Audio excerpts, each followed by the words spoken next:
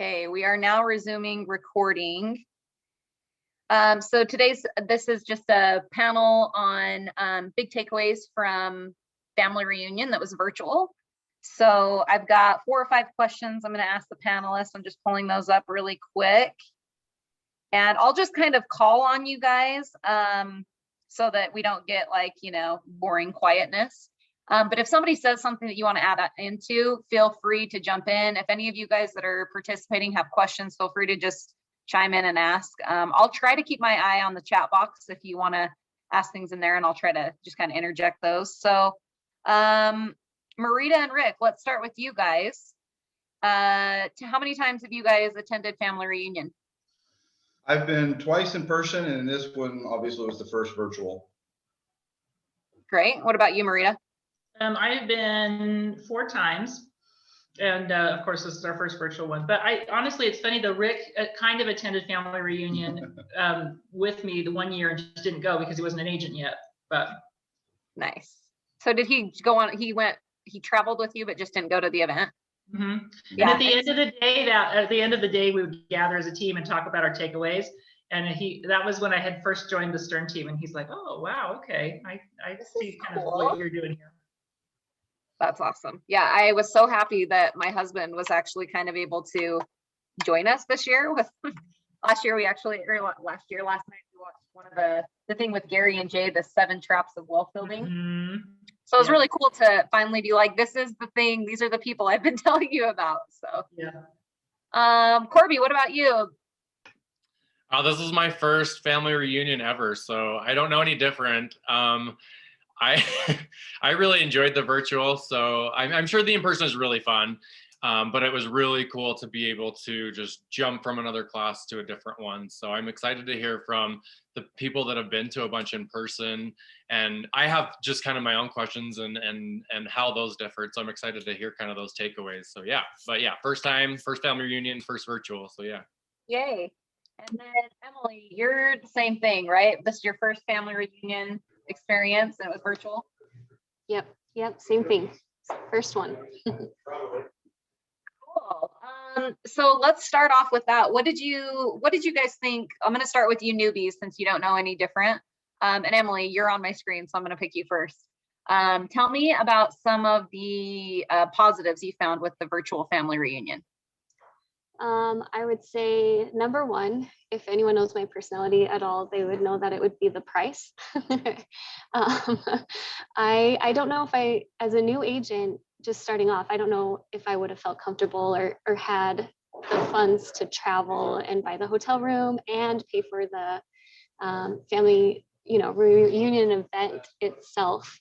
So it was really nice as a new agent to feel comfortable spending that money, because it was totally worth it. I mean, the information I got is invaluable and just like boosts my business and gets me thinking. So I was really glad that I was able to attend it. That would be my number 1 plus for the virtual. Sweet. What about you, Corby? I think, not to reiterate, Emily, that's a great point. Cost played a huge factor. Just, hey, I am kind of newer and trying to do this full time. So it would have been really hard to just step away for a week or a few days to go somewhere. So not just the cost, but just the time and the cost taken away from day-to-day business, I think was super convenient. Other than that, like I said before, just the ability to really jump between classes. Like I don't know how it was set up before, if there was multiple breakouts going on, if you were like, oh, I'm not really feeling this one, if you could really quickly go to a different class, because there was definitely some that I was really excited for, and I just didn't really connect with the instructor. I just didn't feel like it was being presented in a way that I was connecting with. So I was able to go to a different one that, I had set aside that I knew was going on at the same time. So I felt that was really cool. Awesome. I'll go to you next, Marita.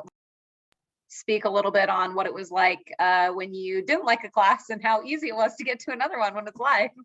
Yeah, and you know this, Liz, that in live, they can be spread out over literally the New Orleans Convention Center is like a mile. I mean, so you cannot get from one to the other easily, but you still could. I mean, they had a lot of them in the same area, so you could kind of pop out of one and go pop into another, but not as easy as this. This is fantastic. The other great thing about the virtual is that it was all recorded. So you didn't have to pick. You could watch one and then go back and watch another. And I love that. That's fantastic. I'll go to you now, Rick. I was waiting. I wanted to hear you say my name. Like I like being able to jump back and forth, just like Corby. When you're at the convention center, you can't do that. Or at least not very easily. Very easily. Yeah, but on Zoom, it was easy to jump back and forth, and you even watch 2 at a time, so you can just jump back and forth between them. So. Yeah, and the other challenge with it being live is if you go to a class and the fire marshal won't let you in because there's too many people. And then the other class you want to go to is a 20-minute walk, and then you can't get in that one either. And then it's like, well, now we have 20 minutes left of the class, and you just there was no sitting on the floor on the virtual event. We were there. Yeah, I like the virtual event because you didn't have to put your clothes on, you didn't have to get out of bed, you could just lay there and watch them. It was just great. Yeah, we know that's what you're doing. They're like, we don't want to think about that. So I know I kind of told you guys what the questions were going to be, but I first want to ask you really quick, what was your favorite class and why? Rick, let's start with you. Sorry. Well, one of my favorite ones was the one on virtual marketing, how to do the virtual marketing using videos and social media. I am a complete idiot when it comes to those. I have a hard time spelling Facebook, let alone operating on Facebook. But it is an important part of our marketing procedures nowadays. Our campaigns. So I really enjoyed doing that, and I actually went to one last year from Seychelles, and she taught one on the importance of doing videos, and so we've incorporated that into our lead gen, and it's become an important part of our lead gen. Awesome. What about you, Marita? Favorite class and why? So my favorite class was the one that I actually took knowing that I was going to be teaching it in Ignite. And it was the class on database and database touches and SOI and how to build a touch system. And it was fantastic. It had evolved. I mean, and the idea that when I first came in, you had a database and you touched it 36 times and that was it. But that has now evolved to understanding that there are different kinds of people in your database. And part of the smart thing you do with it is you segment it and you label it and you treat them differently. And you market to an investor differently than you market to a first-time home buyer, which is differently than you market to a luxury buyer. I mean, and that's different than you market to a brand new lead. I mean, this idea that has, in my mind, that was a real evolution of the database concept and the SOI concept. Is that you're going to take this database and you're going to be smarter with it, and we have the Ignite class recorded that you can go through and watch, and it's just brilliant. I was just going to ask you that. Do they give you good suggestions on things to tag?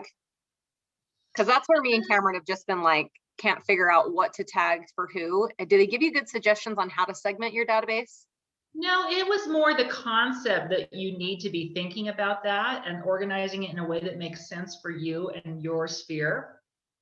But there was a sense that you can, one of the things that they recommended is that you organize it by hobby. And so you can have, like Rick and I have our rock business, and we have a lot of people that are tagged that are interested in rocks and minerals and fossils. And so those people get some special mailings, they get some special treatment and special handling. But that kind of thing, you could tag around people who are into mountain biking. You could tag around people who are into, I'm trying to think of, Lauren did something for the Cancer Institute. Oh yeah. I can't remember what it was. But anyway, but you can segment it by hobbies, and that way you can kind of get groups of people together that like to do stuff together. That's kind of cool. So you're kind of segmenting them so you can almost solidify your relationship with them more than just real estate. I'm like, hey, I actually know you. I'm going to send you stuff on. Marketing. Yeah, that's cool. But it's more than just marketing, though. It's relationship. It's all about the relationship. Yeah, it still is marketing, but it's making it so that you're really solidifying that relationship. I love that. Emily, what about you? What was your favorite class and why? I really liked the luxury marketing, but I don't want to repeat what Justin Atchison said. So I also actually really liked, it's not a class, but I really like hearing what Gary Keller has to say. You want to be there during, every part of the client's transaction, before, during, after.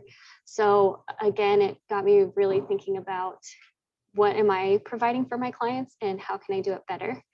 I've already started implementing, I know this is one of your questions you're going to ask later. What have I already started doing? I'm kind of going right into it, but that session alone got me to put up a whole email smart plan set up for any leads that are buyer leads. So anyone I even talk to, even if they're not ready to sign, it's a great way to get their email address. I'm like, oh my gosh, you don't know about this crazy market. And are you ready with a lender? Do you know about these terms? And they say no. I can just say, you know what, I just have a bunch of information on this and it just educates you. I can share it with you. Do you want to give me your email address? And they do. And it worked already. I got a call signed this week, or a sign call this weekend on someone I've never met before. And she was blown away in the market and was really willing to give me her email address, where last week I wouldn't have been able to do that. And then we're going to set up a coffee date. So it was really great. So I like that a lot. And then now it just gets me thinking, how can I do this for my sellers? Yeah, that's awesome. I love that. Corby, we'll finish up with you. What was your favorite class and why? One of my favorite classes, I'm kind of upset it's not on the videos. They don't have it saved for some reason. I keep going back because I wanted to rewatch it. It was really good, but it was a class that Jay Papasan held with a panel that was called Winning the Competitive Advantage. And they just kind of talked about the current market, whether you're a buyer's or seller's agent, and how they're connecting with their database and doing that on a more personal level. And I loved how they talked about, really in both situations, whether you're representing the buyer or the seller, put yourself in the seller's shoes. Like, what are they wanting? What are they needing in this market, in this crazy pandemic time? It's great to get 200 showings, but that's a million people through your house. And that's, a lot of people are worried about that. And so on both sides of that transaction, it was really cool to hear, top selling and producing agents that Jay was interviewing kind of go over their tactics and strategies, and what's working for them with connecting with their buyers and sellers and getting listings as well. I'm just going to go out on a limb and guess that since it was a class with Jay, they're probably putting it through like fancy editing before they'll make it. Okay. I was like, where's this? Don't lose hope. Yeah, it's the same with like the main sessions and stuff. I think those will be available sooner or later. But that makes sense. Because I wanted to watch that one too, and I had the same problem. I watched another one. Yeah, again, let me know. But yeah, if you do see it, please watch it. It was a great discussion that just was very relevant and very current. I feel like we're all dealing with everything they talked about. So did you watch the other one that was a panel that Jen, I don't remember what her new last name is, but it was with Jen Davis and there was like 3 other people? Yeah, I watched that one. It was good. Yeah. What was that one called? Do you remember, Marina? It was about winning the offer. I can't remember. Yeah, something like that. But that's a good one that's available now. That was actually the one that I told Taylor to watch last night. He called me and he's like, how do I win a multiple offer? I'm like, aside from offering $1 million over and doing things that are unethical, like, I don't know, go watch this class. Let's see. So we'll just kind of go down the line. I want to hear maybe like 1 to 3 of your big ahas that you got from just the whole experience in general, maybe from a general session or a specific class. Corby, let's start with you. Sure. And to add on to that, a big thing I wanted to add of how great the virtual sessions was. I don't know if anybody took advantage of like the notes section that was like at the top. It was so cool to like and they were for each class. So you could type your notes out. You could put the time marker of like whatever you're typing or taking a note on, you could put the time of the video so you could like jump back to it quick. So I thought that was cool. Some big ahas. I think Coach Dave nailed it on the head before family reunion even hit, that there's always, a big theme, and the theme, he thought it was going to be database, and it sure was, I felt like. And some big ahas for me were, when Gary addressed the Zillow thing and all of our concerns there, it still went back to database and what are we doing to connect there and offering and differentiating ourselves from the Zillows, from whatever it is we're struggling with. And he went into kind of how secure, we are kind of with KW and the tech behind that, and that they've been so in the forefront of advancement in technology that if you're starting to get into tech now, like you're behind, you're so far behind. And I feel that way with real estate. Like I see a lot of opportunities, especially as a new agent with, not a lot of budgeting or a marketing budget, I should say, and stuff for things like gifts or things to differentiate yourselves just locally, is the internet and reaching out to your SOY. And how easy is it to do that with Facebook and Instagram and put yourself out there and be able to brand yourself? And so I think that was a huge takeaway. I know he was talking about Zillow and brokerages in general, but I think as an agent as well, if we're not doing anything with tech, you're behind and you need to start going with that. And so those are my big ahas and things that I've been really trying to implement this week is get back into social media. It's a monster that I don't like. I'm a very private person and I struggle with that. So finding that balance is really important for me. But if I'm not doing it, I know I'm not going to succeed, and it's a free tool that we can use. So I try to take every class that I taught or took, whatever they were saying, kind of take it towards that, and how can I implement that with my SOY social media wise. Love that. That's awesome. What about you, Emily? Big ahas, maybe one to three. Yeah, that was one of my big ahas. I was really excited to see that Gary Keller wasn't just, I'm not surprised, but he just looks at Zillow and is like, we can do this better than them, and he's going to keep working on it. And so as an agent, I should as well, and kind of embrace it and run with it. But also another aha, because I don't want to repeat again, is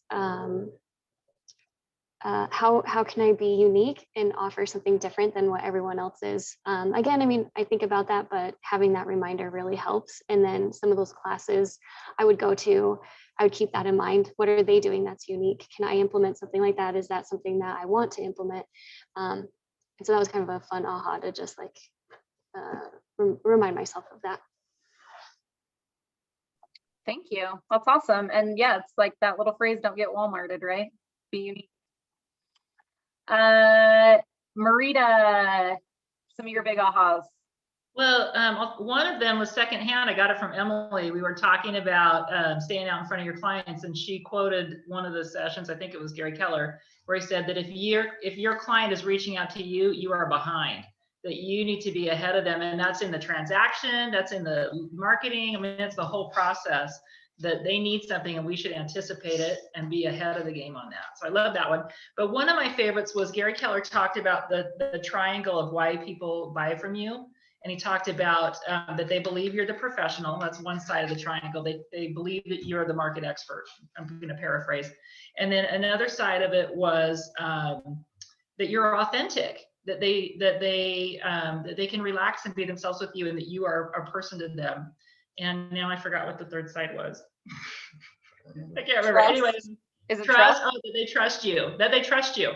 So they trust. They know and like you and trust you. And I love this idea that people do business with you for reasons that are beyond price, and that's anybody coming in and offering you discount is not paying attention to the three things that are important to people doing business. Love that. I love that. What about you, Rick? Well, first I want to say I don't like Marita's camera on her computer because it makes my ears look big. Trade places. You for the black backside. One of the things I liked or got out of it, well, two big things, is that we don't really need to worry about Zillow as long as we focus on our database. As long as we're out in front of it. And the other big one was, don't run from a fire, run to the fire. I think that's the Marine slogan. And you run into danger, into harm's way, not away from it. And as agents, I think we tend to shy away from pain. So we try to take the easy route. We're kind of like water downhill. But in what context are you thinking? Just whenever there's a problem, you just need to be out in front of it for any problem. So, A lot of us agents are high eyes, and we don't like to be the bearer of bad news, I think is what Marita's getting at. And it's tough, but your clients will appreciate you so much more when you're in front of things and saying, hey, this could happen, or this is about to happen, rather than, oh, bummer, I'm so sorry that happened. And not only that, but this is about to happen, and here's my solution for how we're going to head that off. Yep. I know I hate it when sometimes like I get a low appraisal or something, right? And I'm figuring out the solution, and then the lender sends them the appraisal. I'm like, no, I'm doing my thing first. I'm figuring out the solution before you're supposed to tell them the problem. Yeah. Okay, we got everybody on that one, right? Big ahas. Okay. Last thing is, what's the one big takeaway you had? So we talked about ahas, but like, what's the one thing you're actually implementing or you're very close to implementing in your business? Emily, let's start with you because you kind of already alluded to what yours was. Yeah, I feel like I kind of already said. I think I'm just buckling down and focusing on quality of service right now. You know, have I stayed in touch with everyone? Am I providing them what they need, not what I think they need? Things like that. And kind of what I already said already, but I'm excited to hear more though, because Well, so the other big thing you implemented was something with getting buyers emails or something like that. Yeah. So the first step I did was to buyers education emails, right? And then now I'm working on past transactions so I can stay front of mind even afterwards. I'm trying to send out maintenance emails once a month. And so not just market updates, because some people don't really care about that. I thought maybe they would, especially first time home buyers. I mean, not everyone's like me, but some might really like, you know, a checklist of maybe 4 or 5 things they can do every month. And then I'm just going to try to, like, again, by making that unique, I've been thinking about adding videos of like maybe 1 or 2 things on that list. Like maybe you don't know how to change your furnace filter. I'm going to show you how to do that. So again, being unique, something I just learned from family reunion or was reminded of. I just think that would be a really good way. And then again, beyond that, right? So that's just the next step. Good for you. It's so hard. I know a lot of people when they go to a family reunion or a training like that their first time, they get so overwhelmed with all of the things that they learned that they can't even implement anything. And you've already implemented not 1, but 2 things. So that's awesome. Good for you. Thanks. Keep going. Corby, what about you? Something that you are implementing, and it's okay. Emily gets extra credit. She's already implemented it. If you guys are like close, it's fine. But something, your big one thing that you're going to be implementing.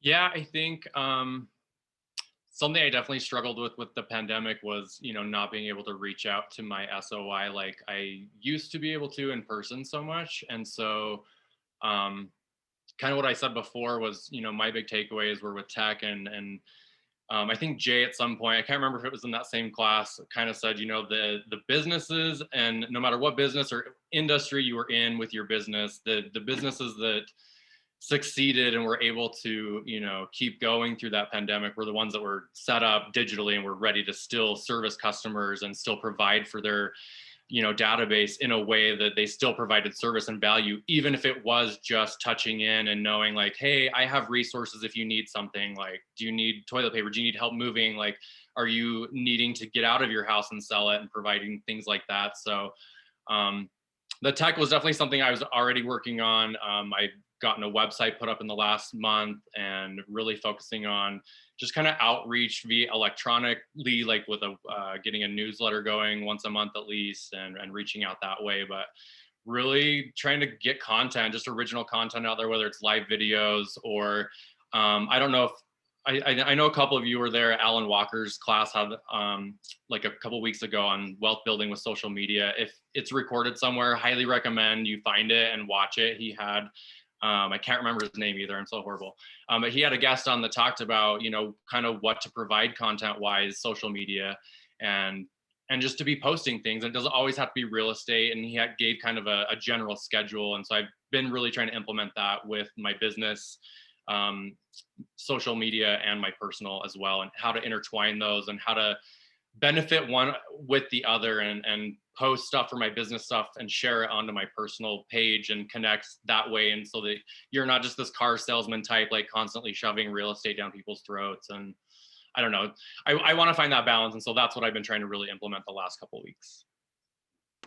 I love that. That's awesome. Again, it just goes back to, it's about the relationship too, right? Like some people, like Emily was saying, will find value in that you're going to tell them about the market all the time. Some people will hate that. What a great way. Like, another goal of mine is to increase just amount of friends and followers, obviously. So I've tried to like increase at least 100 friends or 100 followers per week, you know, and do different things and see what works and doesn't. But, you know, even without trying that, I was, you know, doing any social media. I had like 300 or 400 friends, like people that I could reach with a click of a button. Like, why wouldn't I be taking advantage of that and presenting value and also getting to know me in a more personal way, that it's not just like, oh, I'm this realtor, I'm, you know, selling real estate all the time and, you know, connecting on a personal level, but here's also my business page and I am a professional and kind of connect on those levels for free while we're in this, you know, things are getting back to normal, but I don't feel comfortable going door to door. I know in my neighborhood, if people come around door to door, like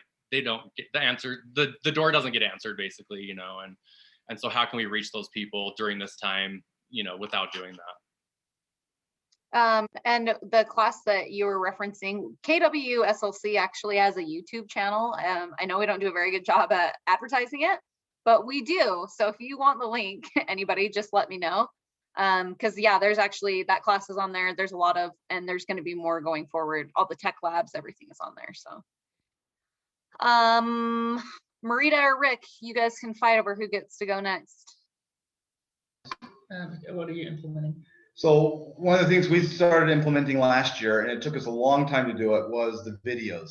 And we hired a video company to come out and they do these films for us. They're anywhere from 2 minutes to a half an hour long. And we do them rock related, because that's sort of our angle. I don't know, whatever you want to call it, our in. And then because the Rock County community is huge.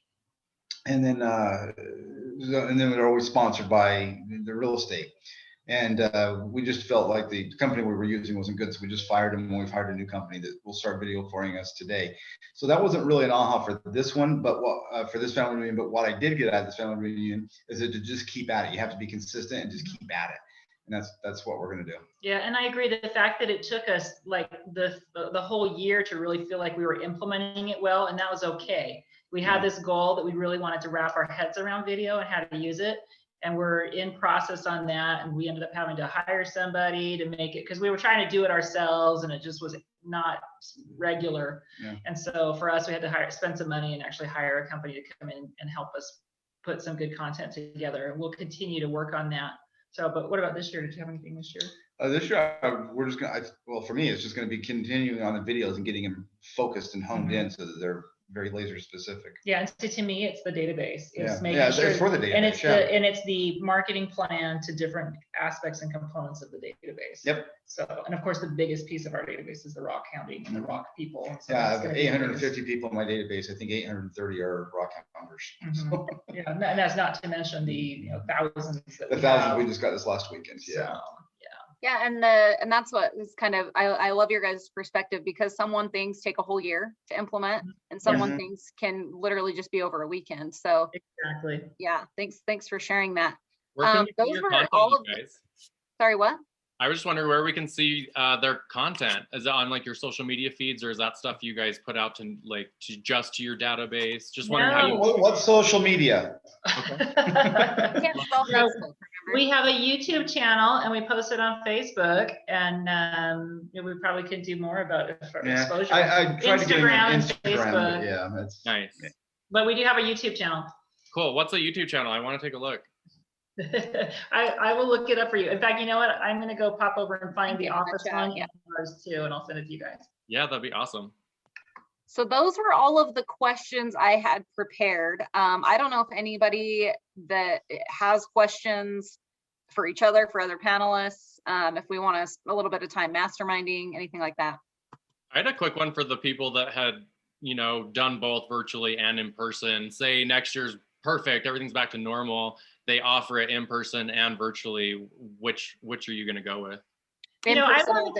I was going to bring that up because I feel like there are some benefits to the in-person that you don't get virtually. One of them is you don't get distracted in person as much. I mean, you still have phone, you still have your texts and things like that, but literally I missed the most of the vision speech because I was doing a final walkthrough with a client.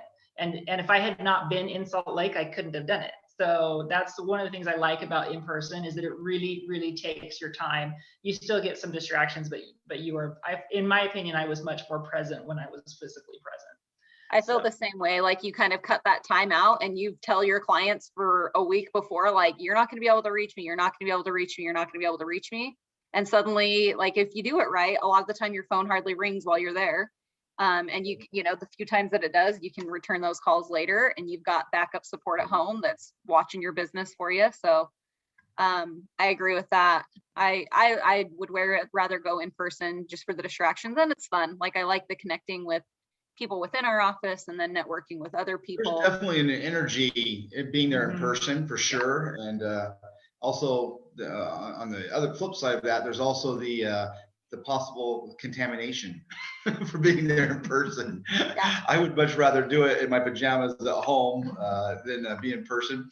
But I definitely enjoyed being there in person the last couple times. See, and I'm more of a community office kind of girl. I think next year, if it's Yeah. in person, I'd be voting to go, Yeah, but I think you'd be voting to stay and do Yeah. it virtually. and we know who'll You win can that. stay in argument. Washington. So we'll see you wherever it is next year.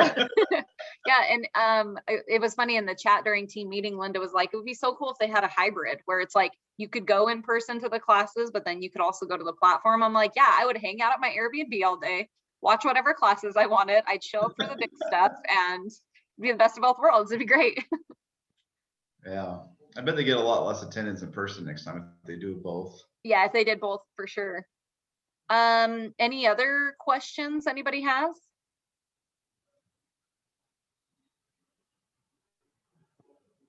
I'm just finding some YouTube channel links for you guys. I'll pop them in the chat. If they come up. Guys, that was a wonderful discussion. Please forgive me for just having my picture up. I am at the home gym the entire time. So I'm on the treadmill and I'm doing ropes and I'm doing all types of silliness, and I'm out of breath, of course. But this was wonderful. Loved it. Thank you so much. And Emily Kay, you are a rock star, girl. You are doing great. Love it. Good for you. Thank you. I really appreciate that. That's awesome. I I've been told you the working out people this whole wanted to time, see you. too. Anybody else have any other questions?